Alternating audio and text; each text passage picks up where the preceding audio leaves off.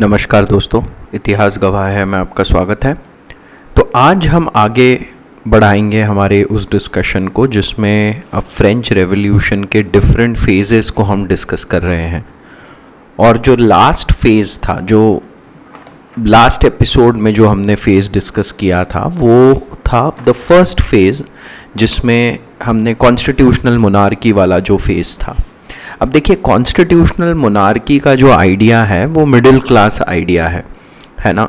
Middle class कभी भी नहीं चाहता था कि fully the rule of people आ जाए। मैंने भी बार बार रिपीट किया है, एक बार और रिपीट कर देता हूँ। मिडिल क्लास चाहता था कि भाई मोनार्की को रहने दो, हमें नोबल्स वाले थोड़े से पावर्स दे दो, क्योंकि हमारा इकोनॉमिक स्टेटस अब बढ़ते जा रहा है। तो ये जो कॉन्स्टिट्यूशनल मोनार्की वाला फेज था, इसमें एक बात जो हमको समझ में आती है कि इसमें लोअर क्लासेस जो थे उनकी बातों को ज़्यादा ध्यान नहीं दिया गया था। और हमने एक बात ये अच्छे से समझी थी कि when you have nothing to lose you can go to any extent. और यही होगा। जो नेक्स्ट फेज है वो है रेडिकल रिपब्लिकनिज्म का फेज, which will stay for from 1792 to 94। उग्र गणतंत्रवाद का चरण इसे कहते हैं हिंदी में। अब इसमें हुआ क्या? इसमें हुआ ये कि जो लीडरशिप थी इस पूरे रेवोल्यूशन की, it went from middle class to the lower classes, to the marginalised classes. और इसका एक सबसे बड़ा रीज़न ये था कि फ्रेंच कॉन्स्टिट्यूशन में समहाउ ऐसा एक क्लॉज डाल दिया गया था कि जो मेंबर ऑफ कॉन्स्टिट्यूएंट असेंबली है, मतलब जिन्होंने कॉन्स्टिट्यूशन का निर्माण बनाने में हेल्प करी है, they can not be the members of legislative council. और इसका रीज़न ऐसा कहा जाता है था कि it was to avoid the concentration of power, और फिर एक लेवल का मॉरल हाई ग्राउंड था कि हमने ही संविधान बनाया है तो हम ही उसके लेजिस्लेटिव काउंसिल में कैसे हिस्सा बन सकते हैं। पर जो प्रॉब्लमैटिक चीज़ ये थी कि ये सब तो चल रहा था, but all the changes that were made were by middle class and were not in favour of lower class. तो इससे हुआ ये कि दो रैडिकल पार्टीज, जिनको जिरोंडिस्ट या जिरोंडिन्स एंड द जैकोबियंस, ये दोनों का राइज होगा। अब इसमें जिरोंडिन्स जो है वो they are lower middle class, Jacobins are lower poor class, right. तो Jacobins are way more radical, way more extremist than Girondins, but at least they both are together against the middle class. तो अब एक second revolution होगी इन August of 1792, where Girondists and Jacobians they attack the Tuileries Palace and imprison Louis XVI। अब ये देखिए, ये बहुत बड़ी बात हो गई। कॉन्स्टिट्यूशनल मोनार्की वाले फेज से सीधे राजा इम्प्रिजन कर दिया गया, और पूरे यूरोप में तहलका मच जाएगा कि राजा को और रानी को दोनों को इम्प्रिजन कर लिया, गिरफ्तार करके। And in August of basically same month of 1792 August, a new constitution was formed which had the proposal, ध्यान दीजिए, the proposal of universal franchise. But अभी भी ये सिर्फ पुरुषों के लिए रखा गया था, महिलाओं को इसमें हिस्सा नहीं था। बट फिर भी it went from limited franchise to, for the first time the proposal of universal franchise was brought in. अब देखिए, इस कारण से होगा क्या? आपने मोनार्क को गिरफ्तार करके जेल में डाल दिया, पूरा यूरोप की मोनार्की को थ्रेटेंड फील होने लग गया कि भाई ये क्या हो गया। और जो मैरी एंटोनियट थी, वो लुई 16 की जो वाइफ थी Marie Antoinette was the sister of monarch of Austria. तो ऑस्ट्रिया और प्रुशिया अब एक साथ होकर फ्रांस के एनिमी बन जाएंगे, और वहां पे एक लड़ाई शुरू हो जाएगी। बट ये लड़ाई, आपको लग रहा होगा कि ये पारिवारिक मामले के चलते लड़ाई है, बट ये लड़ाई उसके लिए नहीं थी। ये लड़ाई थी कि सारे मोनार्क डर गए थे कि मोनार्की को इस तरीके से नीचे गिरा दिया गया है और ये वेव अगर फैली तो सबको खतरा महसूस होने लग गया था, है ना। तो radicals what did they do, ये क्लैश कैसे शुरू हुआ अब यूरोप और फ्रांस का, कि radicals declared France a republic in September of 1792। अभी मान समझ लीजिए ये पूरे यूरोप में मोनार्की चल रही है और एक बीच में एक नेशन है जिसने अपने आप को रिपब्लिक घोषित कर दिया। एंड द पीपल रिमेंबर, हमने क्या कहा था, बहुत सारे नोबल्स थे, क्लर्जी थे जो ये देश छोड़ के भागने लग गए थे because they were not in agreement or they were scared of what revolution would do to them. So now they started garnering support against the revolution outside France, है ना। तो surface level क्या है, it looks like it's a clash between France and Europe, but actually it is, अगर आप ध्यान से देखेंगे तो it is a clash between the new order and the old order। नई विचारधारा जिसमें मोनार्की का एग्जिस्टेंस नहीं है उसके और उस थॉट के जिसमें मोनार्की का एग्जिस्टेंस है उसके बीच का ये क्लैश है। एंड वॉर एक्चुअली क्या होता है, देखिए एक बात समझनी बहुत जरूरी है, war actually played the role of spreading the ideas of French revolution. जहां जहां फ्रेंच आर्मी जाएगी ये आइडियाज अब स्प्रेड होते चले जाएंगे। So this is a very क्या कहते हैं, very tricky situation कि यूरोप को लग रहा है वॉर करके ये फ्रांस को दबाएंगे, बट उसका रिजल्ट ऑपोजिट हो गया, ये आइडियाज और स्प्रेड हो गए। And then came the phase of Jacobean government, और एक तरीके से कहेंगे तो तानाशाही, ऑटोक्रेसी और डिक्टेटरशिप। ये एक अपने आप में first form of modern dictatorship का एग्जाम्पल है। और इसमें हुआ क्या, हुआ ये था कि जैसे देखिए अभी जिरोंडिस्ट और जैकोबिन्स तो एक साथ है ना, और इनको क्या कहा जाता था, सैंस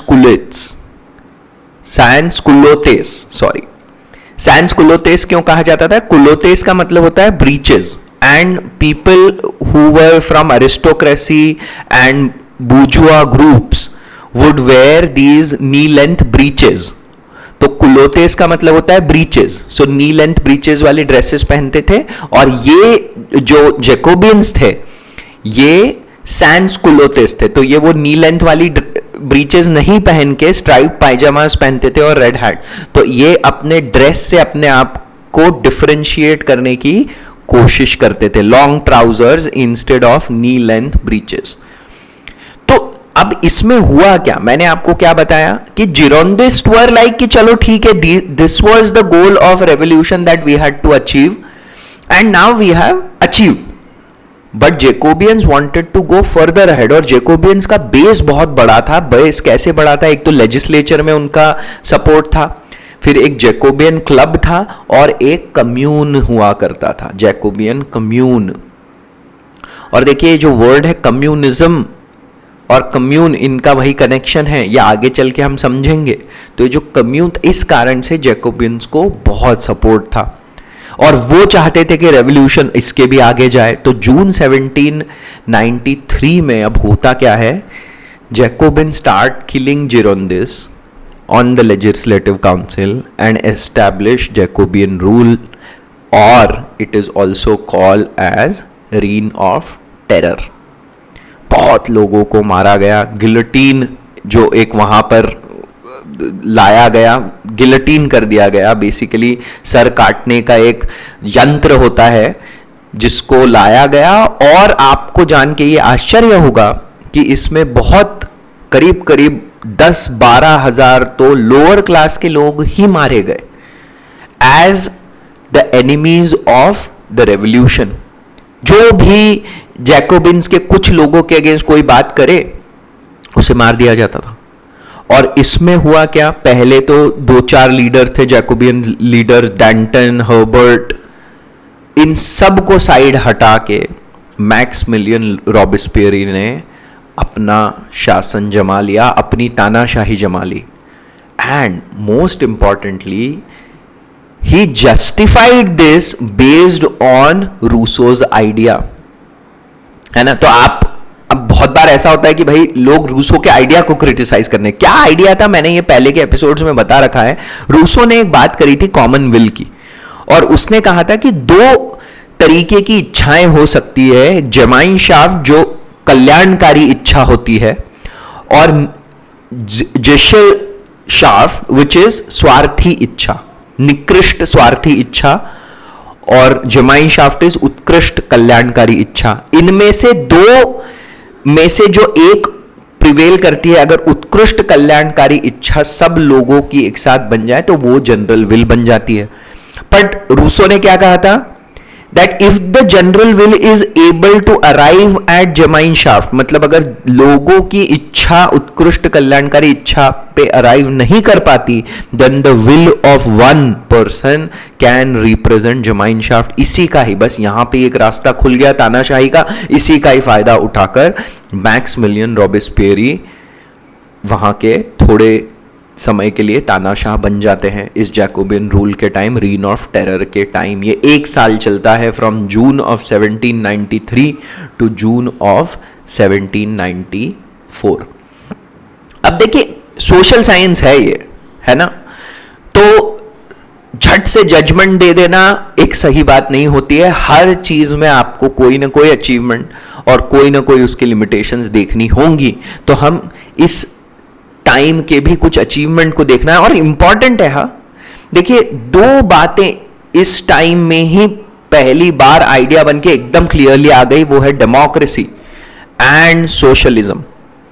क्यों? क्योंकि यूनिवर्सल फ्रेंचाइजी का जो कॉन्सेप्ट लाया गया वो तो यहीं इंट्रोड्यूस हुआ ना सबसे पहले तो लिमिटेड फ्रेंचाइजी थी, और right to work, right to food, grain distribution based on public distribution system वाले जो आइडिया थे, which are a little bit of connected to socialism वाले आइडियाज, वो भी इस समय देखने को मिलते हैं। तो ये दो बहुत बड़े अचीवमेंट थे, आगे चल के इनको ही अडॉप्ट किया जाएगा बहुत बार, है ना। तो ये हमको समझने जरूरी है कि इस फेज के भी ये कुछ अचीवमेंट है। और तीसरा और जो बहुत बड़ा था, जो फ्रांस के फेवर में काम किया, वो था people's army, military conscription of a normal man. Basically ये आपका देश है तो आपको डिफेंड करना है, और इससे क्या हुआ, it completely altered the framework of military, क्योंकि अब फ्रांस की सेना इतनी बड़ी हो गई थी कि सारे यूरोप के मोनार्क को अब इतनी बड़ी सेना बनाने का मौका ही नहीं था। खुद सोचिए, ये people are defending their own freedom, basically that was the idea. So people were conscripted into military, तो पीपल्स आर्मी बनी और बहुत पावरफुल आर्मी हो गई। तो ये इस समय के अचीवमेंट आप देख सकते हैं, इस टाइम के रेन ऑफ टेरर के। लिमिटेशंस क्या थे? बहुत लोअर क्लास पीपल मर गए। मैंने बोला आपको 10 से 12 हजार लोग were guillotined, and the revolution lost support of thinkers and intellectuals in Europe, क्योंकि दे सॉ कि अरे ये तो this has turned into something of massacre of sorts. Suddenly ये तो तानाशाही बन गया, कहाँ रेवोल्यूशन की बात चल रही थी और क्या हो गया। So it lost that support in Europe. और एंड कैसे होगा? एंड ये इसको बोलते हैं थर्मोडोरियन रिएक्शन, और एंड ऐसे होगा कि जैकोबिन्स ही रॉबेस्पियरी को पकड़ के गिलेटिन कर देते हैं, and Robespierre was, Maximilien Robespierre was guillotine in June of 1794, and that's how the reign of terror end. But symbolically सबसे बड़ी चीज क्या हुई? The leadership of revolution went back to the middle class. Basically क्या हुआ कि lower class leadership में ये चला और clearly it did not work, तो अब वापस से ये मिडिल क्लास के हाथों में आ गया। और दूसरा सबसे बड़ा प्रॉब्लम ये हुआ कि ये जो फ्री ग्रेन और लोअर कॉस्ट पे ग्रेन डिस्ट्रीब्यूशन का जो एक आइडिया लाया गया था, इससे फार्मर्स पे बहुत लोड आ गया।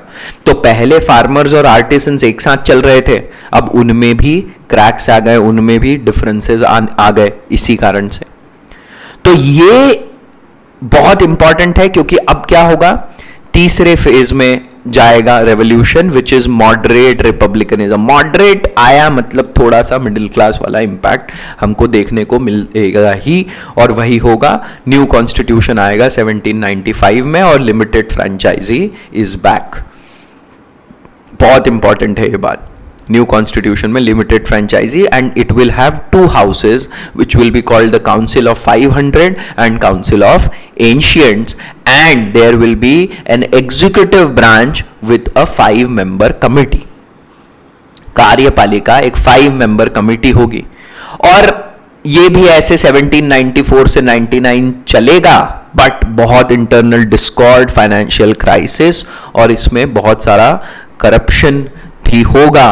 और इस कारण से क्या होगा, एक इकोनॉमिक्स डिस्ट्रेस तो चल ही रहा था फ्रांस में लगातार, और इकोनॉमिक डिस्ट्रेस के साथ साथ इंटरनल डिस्कॉर्ड भी हुआ।